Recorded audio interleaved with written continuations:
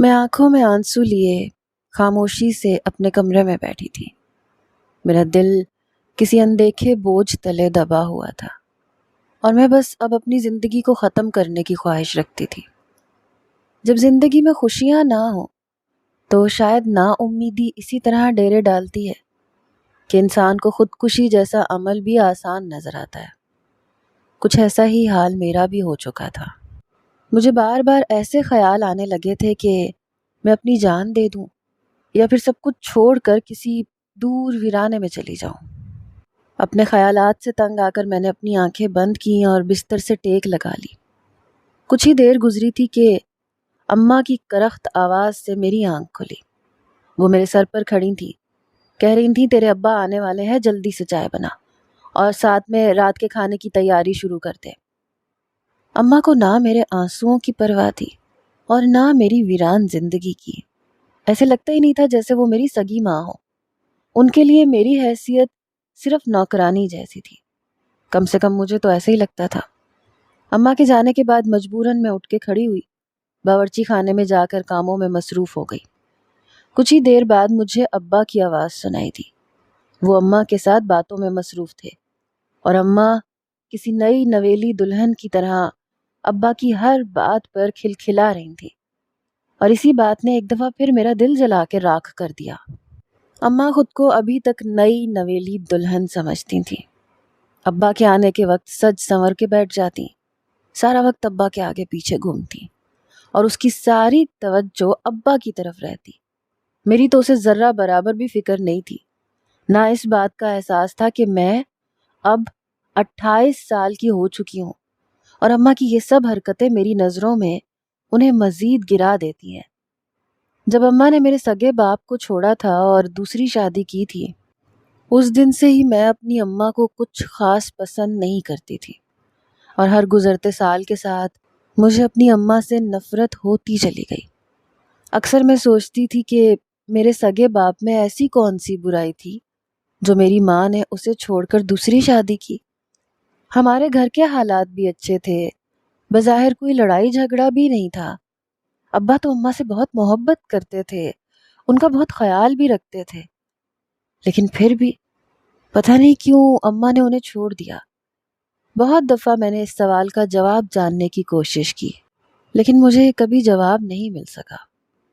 آج اتنے سالوں بعد بھی مجھے یہ بات بالکل معلوم نہیں تھی کہ میری ماں نے میرے سگے باپ کو کیوں چھوڑا، کیوں میرا ہاتھ پکڑ کر رات کے اندھیرے میں وہ اس گھر سے نکل آئی جہاں میں نے اپنی زندگی کے بہت خوبصورت سال گزارے تھے۔ میرے گھر میں میرا باپ اور دادی رہتے تھے۔ میری ماں نے انہیں بتائے بغیر رات کی ویرانی میں گھر چھوڑ دیا اور ہم یہاں چلے آئے۔ جب میں اس جگہ پہنچی تو صرف 8 سال کی تھی۔ مجھے یہ جگہ بالکل بھی پسند نہیں آئی تھی۔ میرا گھر بہت خوبصورت اور صاف ستھرا تھا، جبکہ یہ گھر نہ صرف چھوٹا تھا بلکہ یہاں کا ماحول بھی کچھ عجیب سا تھا۔ اتنے سالوں میں بھی میں اس محلے کے ماحول کو سمجھ نہیں پائی تھی۔ ہر وقت ایک عجیب سا شور برپا رہتا، کہیں سے کہکہوں کی آوازیں سنائی دیتی، کہیں سے گانے بجنے کی۔ رات کے وقت بھی انسان سکون سے نہیں سو سکتا تھا۔ یہاں آنے کے بعد مجھے اگلے دن پتہ چلا کہ میری ماں دوسری شادی کر چکی ہے اور یہی میرا باپ ہے۔ وہ دن مجھے آج بھی اچھی طرح یاد تھا جب میں نے اپنے دوسرے ابا کو باپ کے روپ میں دیکھا تھا۔ وہ سانولی رنگت کا درمیانی عمر کا آدمی تھا۔ اس کی بڑی بڑی مونچھیں اسے بہت زیادہ خطرناک بنا رہی تھیں، لیکن نہ جانے کیا بات تھی کہ میری اماں اس کے ساتھ بہت ہی خوش نظر آ رہی تھیں۔ جب اس آدمی نے محبت سے پہلی دفعہ میرے سر پر ہاتھ رکھا تھا تو میں بری طرح خوفزدہ ہو گئی تھی۔ میری اس حرکت پر اماں نے مجھے بہت باتیں سنائی تھی اور پھر مجھے ڈرا کر یہ بات کہی تھی کہ اب میں کبھی اپنے پہلے باپ کا نام نہ لوں اور نہ ہی اس گھر کا ذکر کروں۔ اب یہی میری دنیا ہے اور یہی میرا گھر ہے۔ آہستہ آہستہ میری ماں نے مجھے اس بات کے لیے بھی مجبور کیا کہ میں اپنے سوتیلے باپ کو سگے باپ کا درجہ دوں۔ میرا سوتیلا باپ میرے ساتھ اچھا ہی تھا، اس نے کبھی کوئی برا سلوک نہیں کیا تھا، بلکہ میرا خیال ہی رکھتا تھا، لیکن پھر بھی میں اسے اپنے سگے باپ کی جگہ نہیں دے پائی تھی، کیونکہ مجھے اپنے سگے باپ سے بے انتہا محبت تھی۔ میرے سگے باپ نے مجھے کسی رانی کی طرح بڑا کیا تھا۔ جو 8 سال میں نے اپنے باپ کے ساتھ گزارے تھے وہ ابھی تک میری یادداشت میں محفوظ تھے۔ ہر وہ لمحہ جو میرا اس گھر میں گزرا تھا وہ بہت خوبصورت اور قیمتی تھا۔ اس گھر کا ماحول، وہاں کی بات ہی الگ تھی۔ یہ جگہ تو مجھے کچرے کا ڈھیر معلوم ہوتی تھی۔ یہاں آنے کے بعد اماں نے میرے گھر سے باہر نکلنے اور دروازے پہ کھڑے ہونے پر بھی پابندی لگا دی تھی۔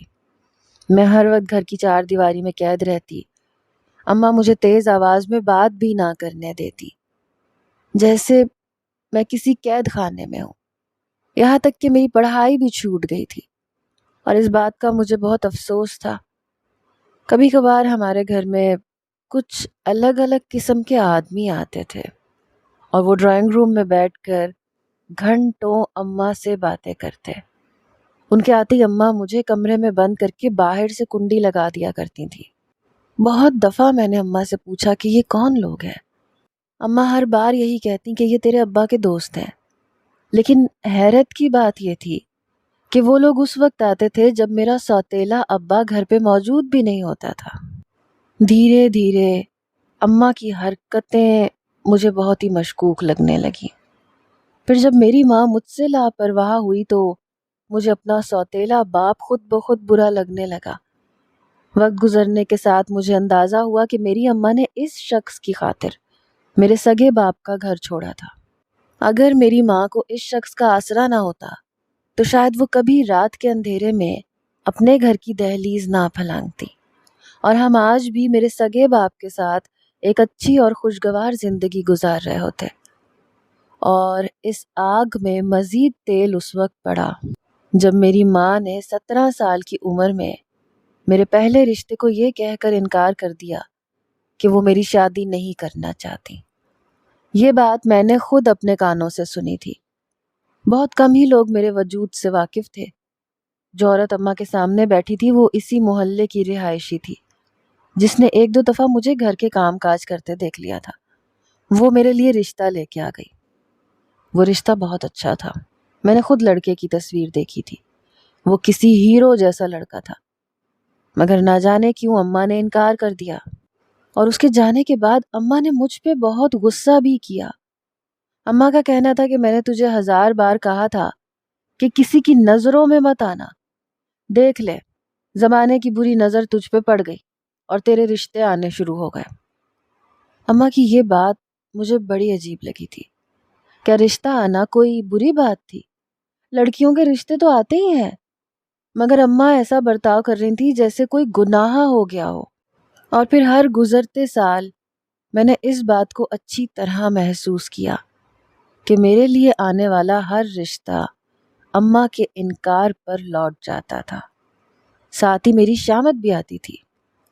دھیرے دھیرے لوگوں کو میری موجودگی کا پتہ چلنے لگا تھا، اور اس بات پر اماں بالکل بھی خوش نہیں تھی۔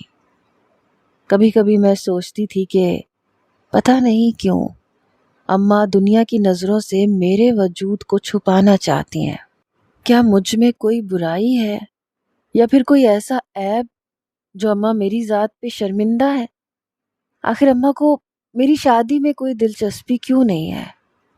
شروع میں مجھے لگتا تھا کہ شاید میری کم عمری کی وجہ سے اماں میری شادی نہیں کرنا چاہتی، لیکن جب میں 20 سال کی ہوئی اور میرے ساتھ کی کافی لڑکیوں کی شادیاں ہونی شروع ہوئیں تو مجھے احساس ہوا کہ اماں کے انکار کے پیچھے کوئی خاص وجہ ہے، کیونکہ اماں اس طرح سے انکار کرتی تھی کہ کوئی دوبارہ پلٹ کر ہماری دہلیز پر آنے کے بارے میں سوچ بھی نہیں سکتا تھا۔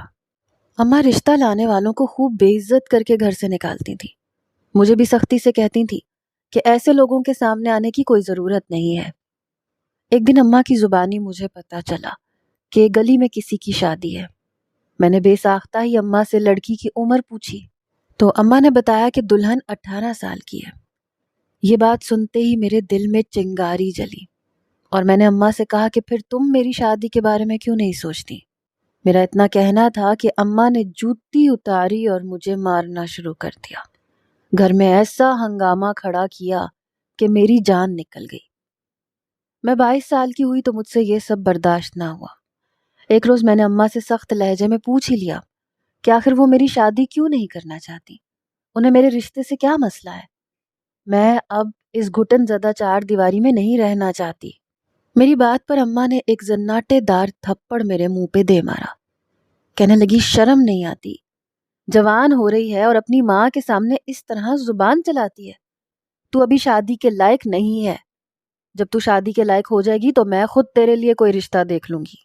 فی الحال اس گھر میں خاموشی سے اپنی زندگی گزار۔ یہ کہہ کر اماں تو اپنے کمرے میں چلی گئی تھی، لیکن میں پھوٹ پھوٹ کر رو پڑی تھی۔ کچھ دیر بعد جب میرا سوتیلا باپ گھر میں داخل ہوا تو مجھے روتا دیکھ کر میرے پاس چلا آیا۔ پوچھنے لگا، سویرا کیا بات ہے؟ کیوں آنسو بہا رہی ہو؟ ہمیشہ کی طرح اس کا لہجہ ابھی بھی میرے ساتھ بہت نرم اور محبت والا تھا، مگر مجھے اپنے سوتیلے باپ سے اور بھی نفرت کا احساس ہوا۔ میں نے غصے میں کہا کہ آپ کو اس بات سے کیا فرق پڑتا ہے کہ میری زندگی میں کیا چل رہا ہے؟ آپ تو میری ماں کے ساتھ بہت خوش ہیں، وہ تو اس عمر میں بھی آپ کے لیے دلہن بنی رہتی ہے۔ ابھی تو آپ لوگوں کی شادی ہی پرانی نہیں ہوئی، آپ لوگوں کو میرا خیال کہاں سے آئے گا؟ اگر آپ میری ماں کی زندگی میں نہ آتے تو آج میں اپنے سگے باپ کے ساتھ ایک اچھی زندگی گزار رہی ہوتی۔ آج جو کچھ میرے ساتھ ہو رہا ہے اس کے قصوروار آپ ہیں۔ یہ سب کچھ آپ کی بدولت ہوا ہے۔ میری ماں نے رات کے اندھیرے میں آپ کی وجہ سے گھر چھوڑا تھا، اور یہ بات مجھے اچھی طرح معلوم ہے، اور میں یہ بھی جان گئی ہوں کہ یہ محلہ کس قسم کے لوگوں کا ہے اور آپ کا تعلق کیسے خاندان سے ہے۔ میری اس بات پر میرے سوتیلے باپ کا چہرہ ایک دم سرخ پڑ گیا۔ ایسا لگ رہا تھا جیسے وہ بہت کچھ ضبط کر گئے ہو۔ ان کی آنکھوں میں نمی گھل گئی اور پھر وہ خاموشی سے اٹھ کے چلے گئے۔ مجھ سے ایک لفظ بھی نہ کہا۔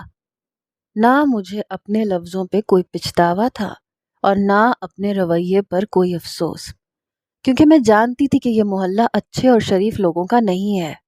اتنے عرصے میں اتنا اندازہ تو مجھے ہو ہی چکا تھا۔ اس دن سے میرے دل میں ایک آگ جل اٹھی۔ ہر لڑکی کی طرح میرے دل میں بھی ارمان تھے کہ میری شادی ہو، میری زندگی میں کوئی ایسا شخص ہو جو مجھ سے محبت کرے، میرا خیال رکھے، جس کے لیے میں خاص ہوں۔ اس گھر میں تو میری حیثیت سوائے نوکرانی کے اور کچھ بھی نہیں تھی، اور مجھے یہ مقام دینے والی میری سگی ماں تھی۔ میں بہت روئی دھوئی، لیکن پھر بھی میری ماں پر کوئی اثر نہیں پڑا۔ اس کے بعد بھی میرے 2 اور رشتے آئے، لیکن میری ماں نے انہیں بھی اسی طرح بے عزت کر کے گھر سے نکال دیا۔ مجھ پر پہلے سے زیادہ سختی ہونے لگی۔ مجھے زیادہ تر اماں اپنے کمرے میں بند رکھتی یا پھر گھر کے کاموں میں لگائے رکھتی، اور ہر وقت مجھ پر نظر بھی رکھتی۔ میری زندگی کسی قیدی جیسی تھی۔ اس بات پر میں نے اپنی ماں سے بھی بہت جھگڑا کیا، مگر میری ماں کی ایک ہی بات تھی کہ مجھے دنیا کے بارے میں کچھ بھی نہیں پتا، اس لیے وہ مجھ پہ سختی کرتی ہیں۔ ان کا کہنا تھا کہ ابھی میں شادی کے قابل نہیں ہوئی، اور جس دن میں اس قابل ہو جاؤں گی وہ خود مجھے رخصت کر دیں گی۔ اسی طرح سال پر سال گزرتے چلے گئے اور میں 28 سال کی ہو گئی۔ اب تو کہیں کہیں میرے بالوں میں سفید چاندی کے تار بھی نظر آنے لگے تھے۔ میں ہر وقت ڈپریشن میں رہتی تھی۔ کبھی کبھی میرا دل چاہتا تھا میں پنکھے سے لٹک کر اپنی جان دے دوں، مگر یہ بھی میرے بس میں نہیں تھا۔ میں صرف آنسو ہی بہا سکتی تھی، جو میں اتنے سالوں سے کر رہی تھی۔ میرے اندر جینے کی امید آہستہ آہستہ دم توڑنے لگی۔ اکثر تو میں بے مقصدی بستر پہ پڑی رہتی اور بس میری آنکھوں سے آنسو بہتے رہتے۔ میں اپنی عمر سے بہت زیادہ بڑی نظر آنے لگی تھی۔ شاید یہ سب کچھ ٹینشن کی وجہ سے تھا۔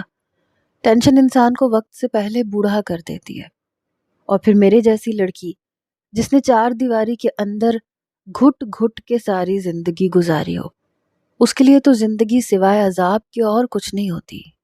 میں بھی اٹھتے بیٹھتے اپنی موت کی دعائیں مانگنے لگی۔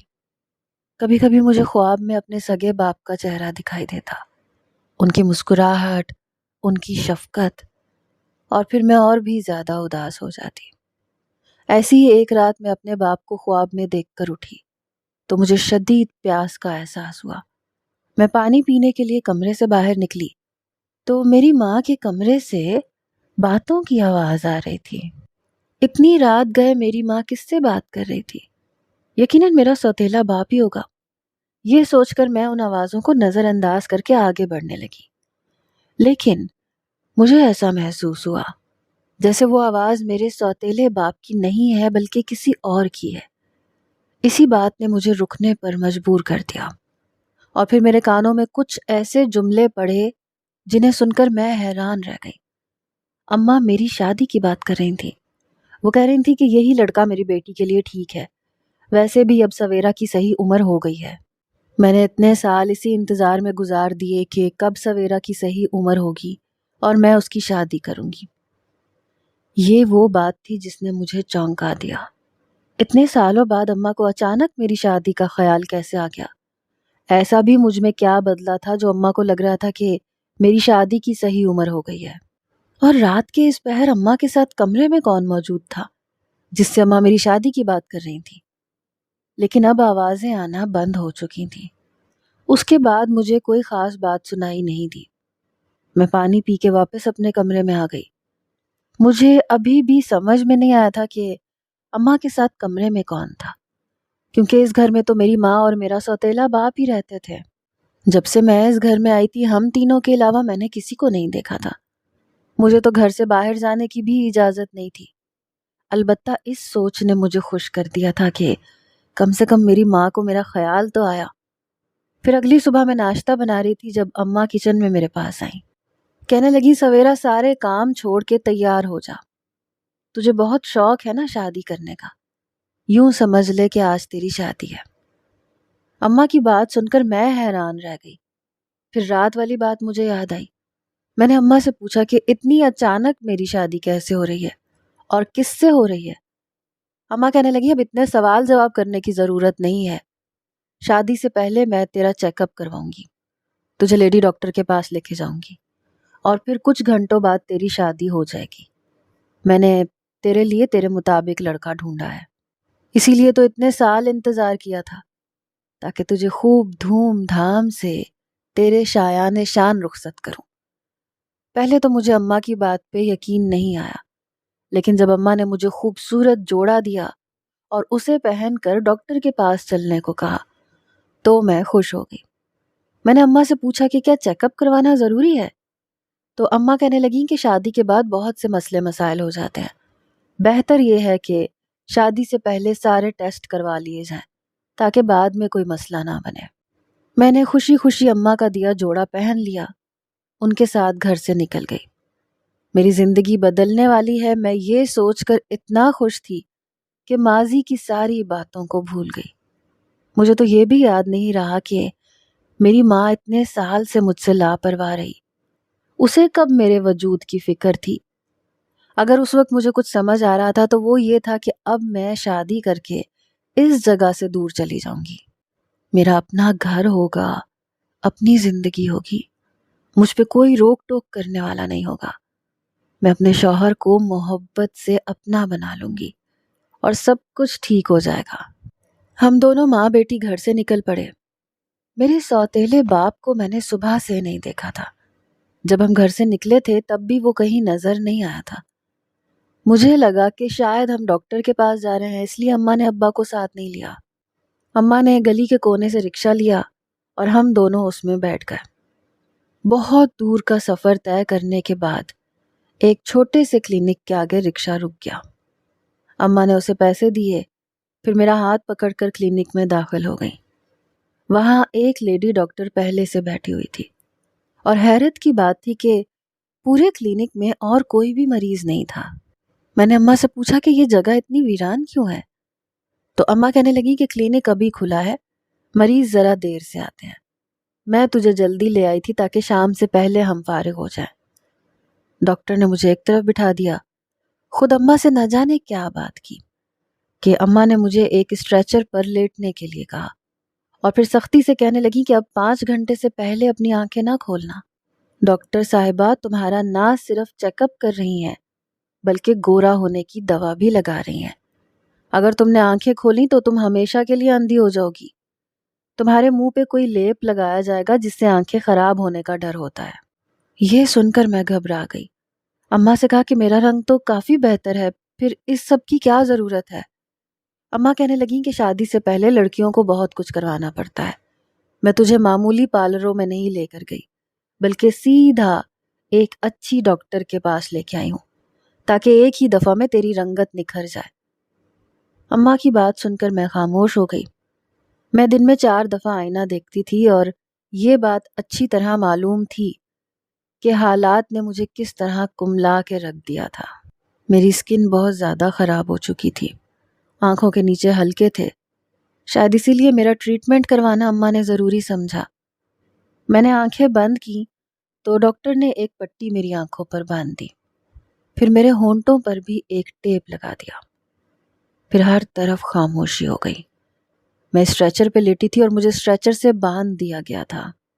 میں ہل جل بھی نہیں سکتی تھی۔ کافی دیر ایسے گزر گئی۔ میں اماں کو آواز دینا چاہتی تھی کیونکہ مجھے کسی کی موجودگی کا احساس نہیں ہو رہا تھا، لیکن میرا منہ تو بند تھا، اس لیے میں اماں کو آواز بھی نہیں دے سکی۔ میرا دل بری طرح گھبرانے لگا۔ میں 5 گھنٹے اس طرح کیسے گزار سکتی تھی؟ لیکن میرے پاس اس کے سوا اور کوئی آپشن بھی نہیں تھا۔ نہ میں کسی کو آواز دے سکتی تھی، نہ اپنی جگہ سے ہل سکتی تھی۔ دھیرے دھیرے وقت گزر رہا تھا اور تقریباً پورے 5 گھنٹے کے بعد مجھے اپنے قریب کسی کی موجودگی کا احساس ہوا، اور پھر میری آنکھوں اور منہ کو کھول دیا گیا۔ وہی ڈاکٹرنی میرے سامنے کھڑی تھی اور مسکرا کے کہہ رہی تھی، کہنے لگی میں نے آپ کو پوری طرح بدل دیا ہے، اب آپ خود بھی آئینہ دیکھیں گی تو حیران رہ جائیں گی۔ میں نے آئینہ دیکھا تو واقعی میں خوبصورت لگ رہی تھی۔ پھر اماں مجھے گھر واپس لائیں اور میرا نکاح پڑھوا دیا گیا۔ میری شادی کس کے ساتھ ہوئی تھی میں نہیں جانتی تھی، بس میں نے خوشی خوشی نکاح پڑھ لیا کہ کم سے کم اس جگہ سے تو میری جان چھٹے گی۔ پھر 2 عورتیں مجھے اپنے ساتھ رخصت کروا کے لے گئیں۔ وہ ایک بڑا سا گھر تھا جہاں ایک کمرے میں مجھے بٹھا دیا گیا۔ کچھ دیر بعد جب میرا شوہر کمرے میں آیا تو میں حیران رہ گئی۔ وہ بہت خوبصورت سا لڑکا تھا، لیکن اس کی اگلی حرکت نے مجھے ششدر کر دیا، کیونکہ اس نے ایک گلدان اٹھا کے زور سے میرے سر پہ مارا۔ مجھے کچھ سمجھ نہیں آئی اور پھر وہ زور زور سے ہنسنے لگا۔ کچھ دیر گزری تو مجھے اندازہ ہوا کہ وہ ایک نفسیاتی شخص ہے، کیونکہ کبھی وہ میرے زیورات کھینچتا، کبھی کمرے کا سامان توڑنے لگتا۔ میں ہکا بکا سی ایک کونے میں کھڑی تھی، جبھی اس شور شرابے پر ایک عورت اندر آئی۔ پھر اس نے مجھے بتایا کہ وہ میری ساس ہے اور اس کا بیٹا نفسیاتی ہے۔ ڈاکٹر نے کہا تھا کہ اگر اس کی شادی ہو جائے گی تو یہ ٹھیک ہو جائے گا، اس لیے اس نے اپنے بیٹے کی شادی مجھ سے کروائی۔ اور حیرت کا پہاڑ مجھ پہ اس وقت ٹوٹا جب مجھے پتہ چلا کہ میری ماں اس بات سے واقف تھی اور اس نے پیسوں کے بدلے میں میری شادی کروائی ہے۔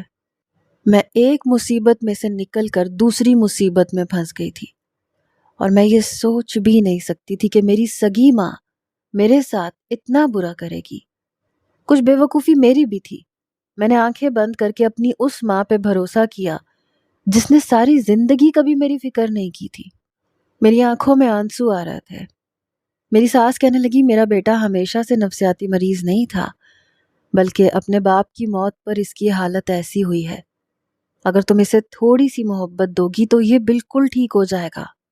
ان کی بات سن کر میں خاموش ہو گئی۔ پھر میں نے آہستہ آہستہ ان کے نفسیاتی بیٹے کو سنبھالنا شروع کر دیا، مگر یہ بات میں اب بھی سمجھ نہیں سکی کہ میری سگی ماں نے میرے ساتھ ایسا کیوں کیا۔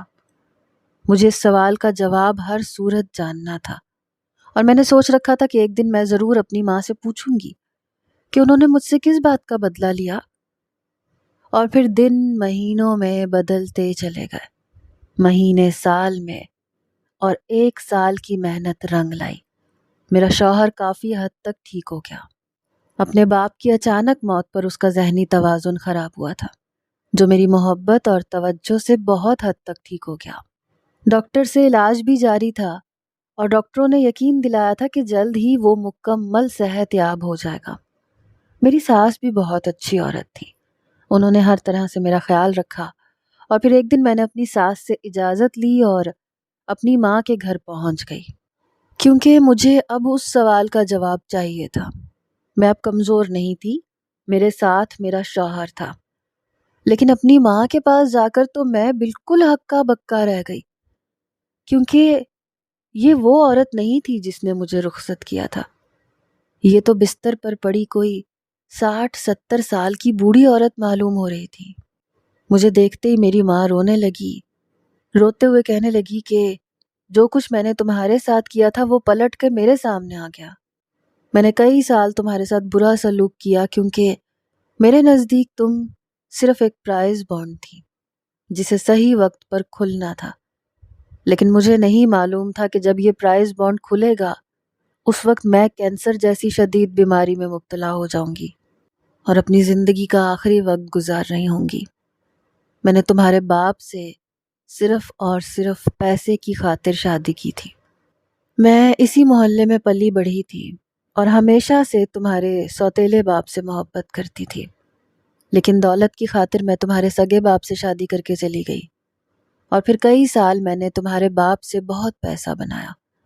پھر ایک رات مجھے پتا چلا کہ تمہارے باپ نے ساری جائیداد ایک خاص انداز میں تمہارے نام کی ہے، کہ جب تم 25 سال سے زیادہ کی ہو جاؤ گی اور تمہاری شادی ہو جائے گی تو وہ جائیداد تمہارے نام ہو جائے گی، کیونکہ تم اپنے باپ کی اکلوتی بیٹی تھی اور تمہارے باپ نے مجھ سے ایسی محبت کی تھی کہ میرے بعد اس نے کسی دوسری عورت کو اپنی زندگی میں شامل نہیں کیا۔